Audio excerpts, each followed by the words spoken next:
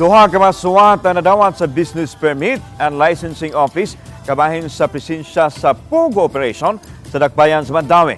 Nakadawat og suwat si Attorney August Licer Malati, ang hipi sa Business Permit and Licensing Office sa dakbayan sa Mandaue gikan sa League of Cities ug sa Department of Interior and Local Government kabahin sa presensya sa POGO sa Mandaue City.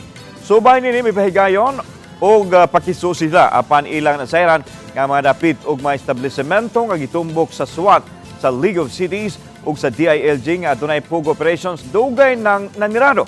Nagapadala na usab og suwat ang ilang buhatan sa mga business establishments aron awhagon nga pahibaw-on sila kung aduna may mga tao nga kadudahan og mga lihok.